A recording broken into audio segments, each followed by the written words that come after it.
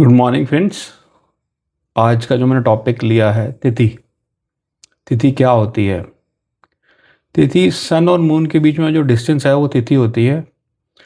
There are 15 तिथिस, जिसको हम कृष्ण पक्ष कहते हैं और शुक्ल पक्ष कहते हैं। 15 तिथि कृष्ण पक्ष की, 15 तिथि शुक्ल पक्ष की। जैसे प्रतिपदा, द्वितीय, तृतीय, अष्टमी, नवमी बहुत कॉमन सुना होगा।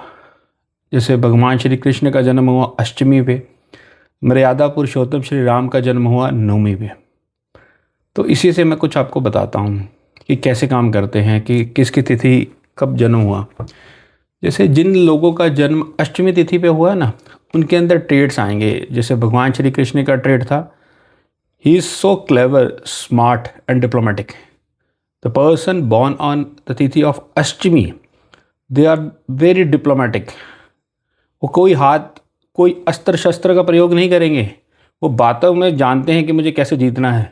जैसे भगवान श्री कृष्ण ने महाभारत में बिना कोई अस्त्र उठाए अर्जुन का साथ दे के महाभारत उसे जितवाई थी। तो अष्टमी तिथि जो लोग होते हैं वो बहुत डिप्लोमेटिक होते हैं। तो आपने देखा भगवान श्री कृष्ण को छलिया भी कहा गया, ही नोज हाउ टू।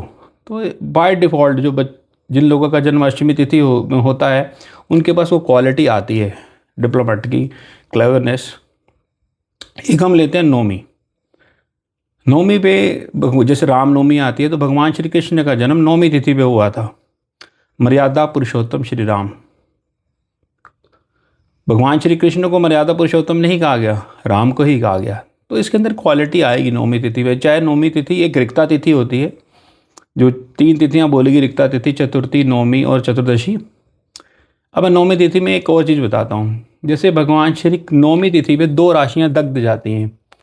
दग्ध राशि का कॉन्सेप्ट तिथि से ही आता है, हर तिथि से ही पता लगेगा कौन सी राशि दग्ध में जाएगी। तो नवमी तिथि पे 2 राशियाँ दग्ध जाती हैं, एक लियो और एक स्कॉर्पियो।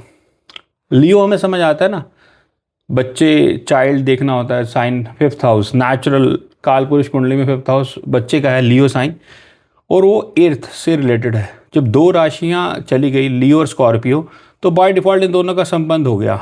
तो आपने देखा होगा भगवान श्री राम का जो बच्चों का जन्म हुआ वो बहुत लेट हुआ, उसके बाद भी वो भगवान श्री राम के साथ रह नहीं पाए।